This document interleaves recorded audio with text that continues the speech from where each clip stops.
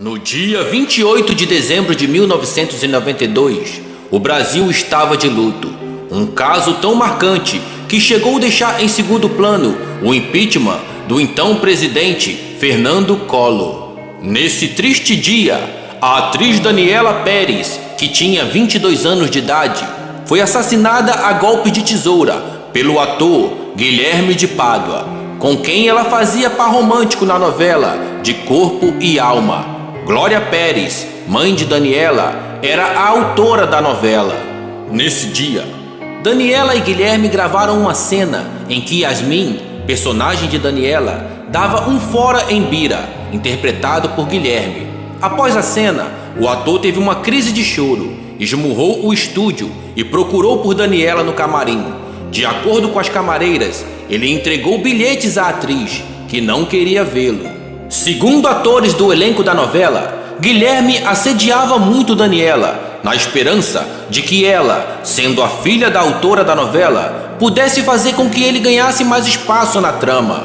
Porém, pouco antes do crime, Guilherme ficou transtornado ao receber o roteiro dos episódios seguintes e ver que o seu papel no folhetim era cada vez menor. Após as gravações do dia 28, Guilherme saiu do estúdio na Barra da Tijuca, no Rio de Janeiro, e foi até Copacabana, onde morava com Paula, extremamente ciumenta em relação ao ator. 10 dias antes, Guilherme havia tatuado o nome da mulher no seu órgão genital, e ela tatuou o nome dele na virilha. Disseram ser uma espécie de pacto entre os dois. Os dois saíram do apartamento onde moravam, em um Santana azul metálico. Guilherme voltou ao estúdio com Paula, escondida no banco de trás, coberta por um lençol. Por volta de 9 horas da noite, Daniela terminou de gravar e seguiu para o estacionamento. Guilherme foi buscá-la. Após tirarem foto com fãs, a atriz entrou em seu carro Escort preto e saiu sozinha do estacionamento. Guilherme partiu em seguida.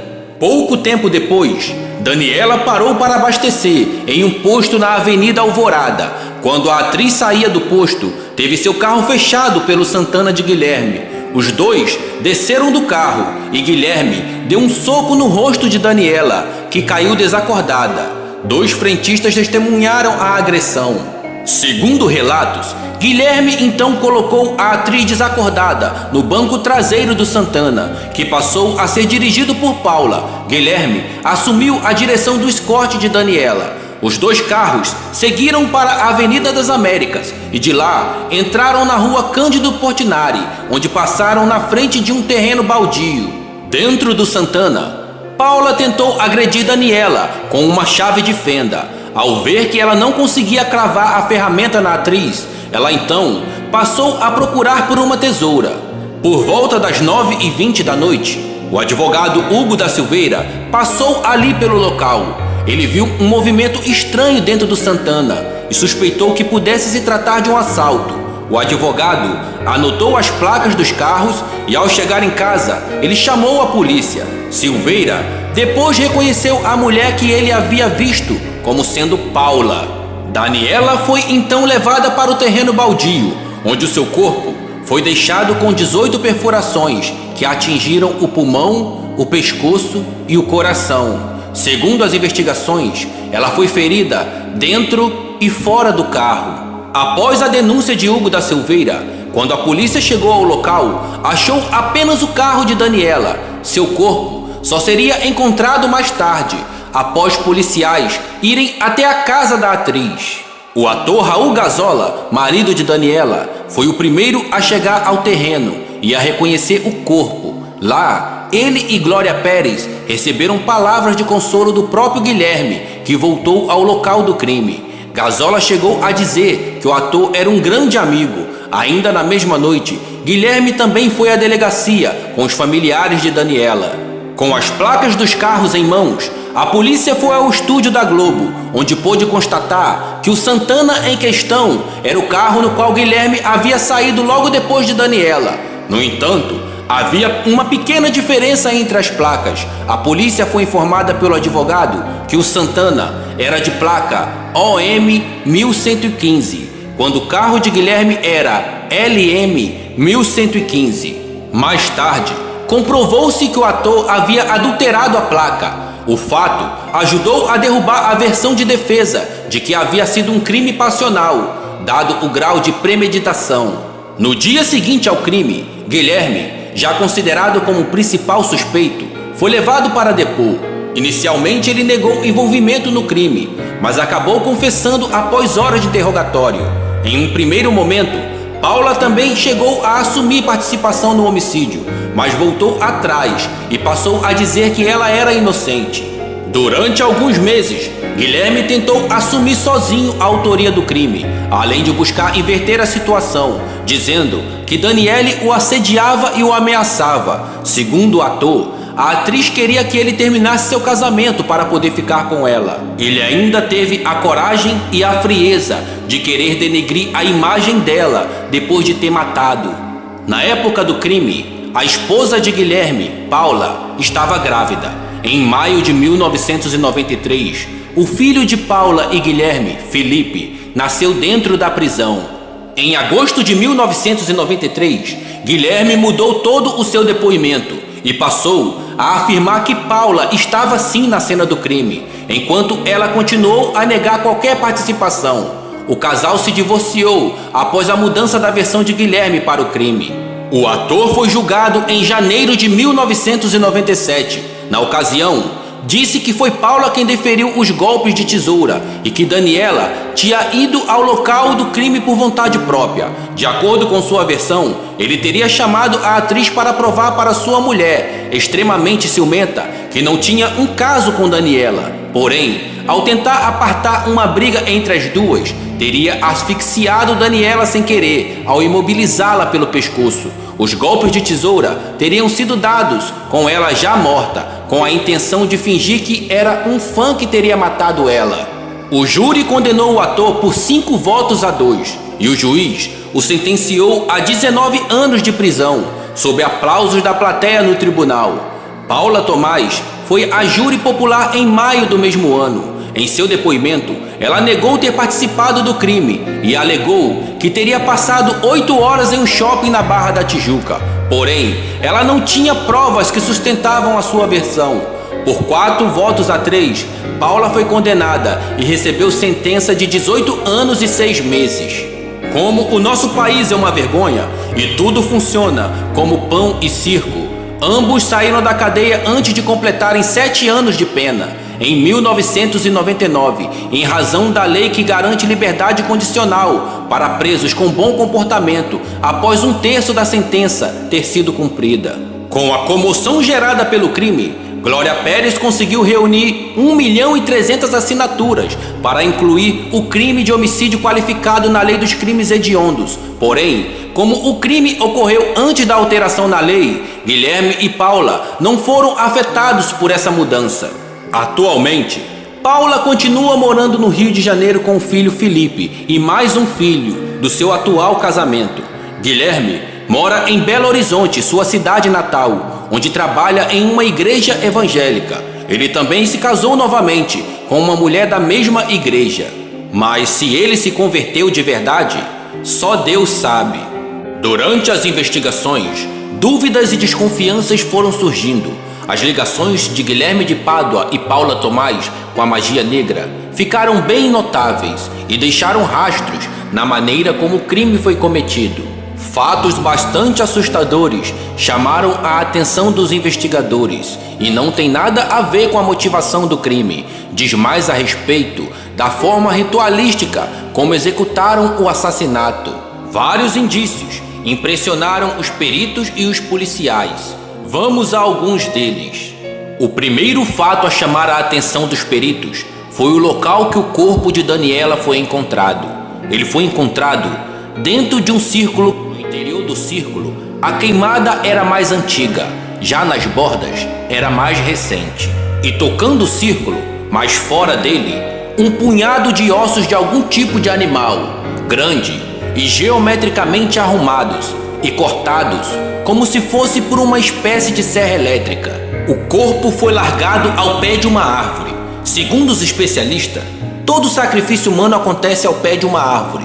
O tronco dessa árvore também estava manchado com uma substância, assim como alguns sacos de ensacar laranjas, também encharcados da mesma substância.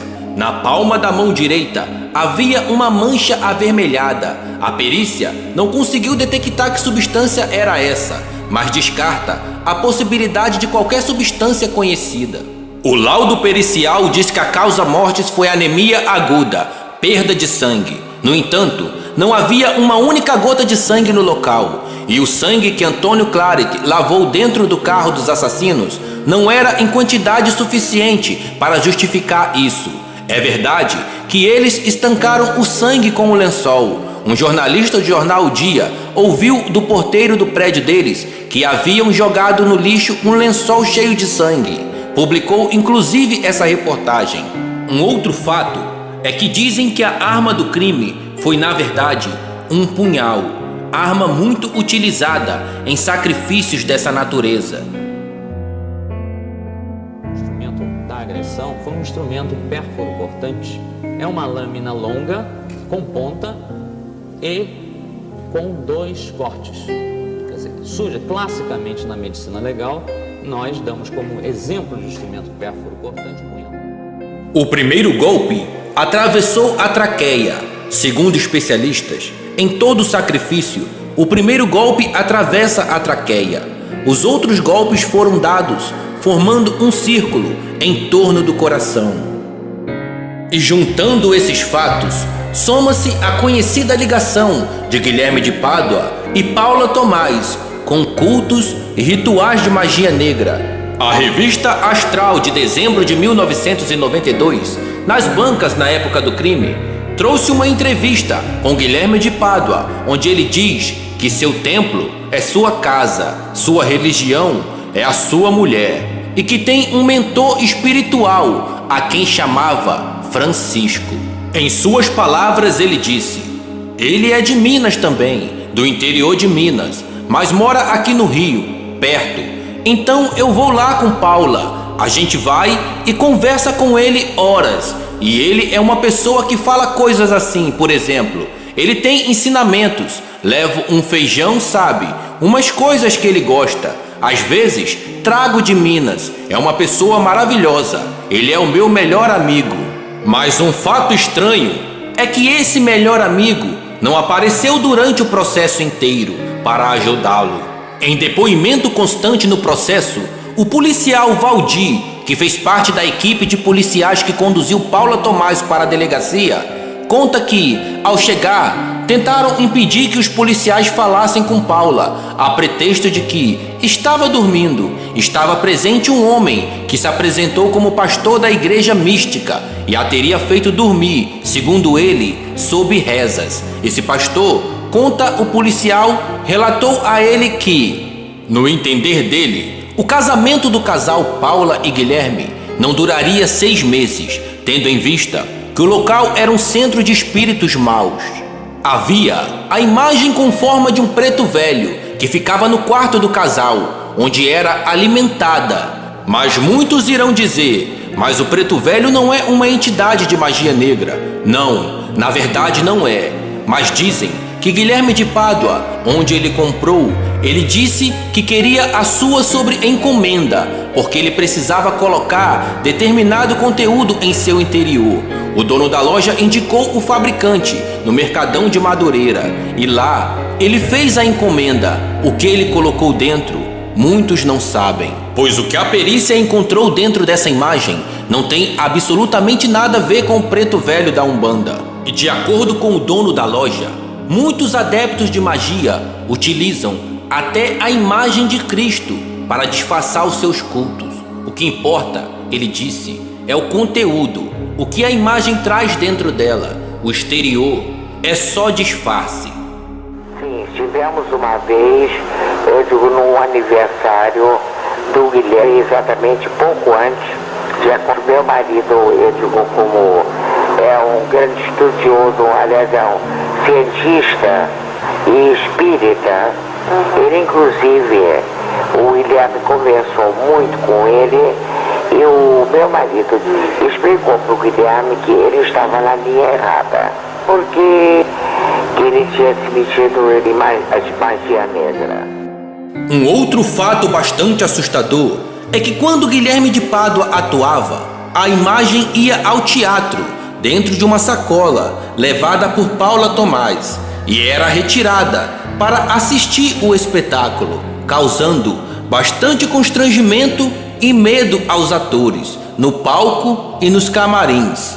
Ele levava sempre esse preto velho numa mochila dentro do camarim e eu falava com ele que eu não queria isso, porque eu trabalhava, nós dividíamos um camarim juntos e isso não era certo, até porque eu respeitava todas as religiões, mas não queria essa falange perto de mim. Existe uma participação dentro da cabeça do Guilherme de uma entidade, de uma imagem de um preto velho que ele chamava Seu Francisco ou Chicão, e há testemunhas a quem ele exibiu essa imagem, dizendo que recebia ordens dessa imagem. Fechado, homossexual e violento na gravação de cenas de agressão. Foi assim que alguns colegas de Guilherme classificaram o ator em depoimentos à polícia. Mais do que isso, alguns atores contaram que Guilherme e a mulher dele, Paula, faziam em casa rituais de magia negra. De acordo com os depoimentos, Guilherme e Paula usavam medalhões e fitas na cabeça para os rituais de magia. Há 10 dias, os dois fizeram tatuagens com os nomes de cada um nos órgãos genitais. Uma coisa que tem chamado muita atenção de todo mundo são as tatuagens do Guilherme de Pádua. Olha só, essa aí é uma tatuagem na perna, mas existem informações de que ele tem uma tatuagem nos órgãos genitais e a mulher dele tem uma tatuagem na virilha. E que eles teriam um pacto. É uma coisa impressionante. O comportamento quase obsessivo de Guilherme de Pádua e da mulher Paula Tomás também se revelava em marcas no corpo dos dois. Há cerca de 15 dias, eles estiveram aqui neste prédio, num estúdio, para serem tatuados. A tatuagem é uma marca definitiva que não sai mais do corpo. Um pacto selado com sangue no corpo dos dois. Esse tatuador contou que Guilherme tatuou o nome de Paula no próprio pênis. E Paula gravou o nome do marido na virilha.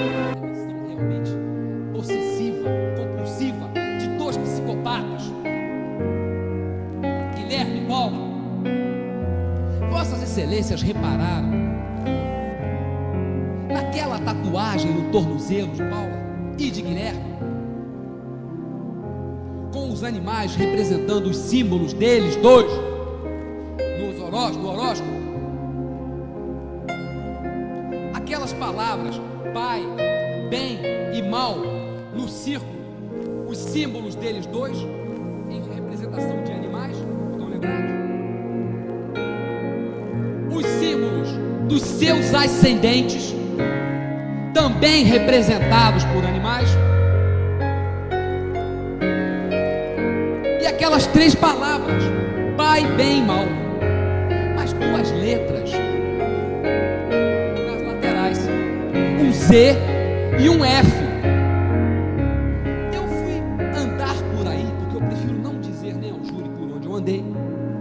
Para descobrir se alguém conseguia desvendar o significado daquelas letras Z e F.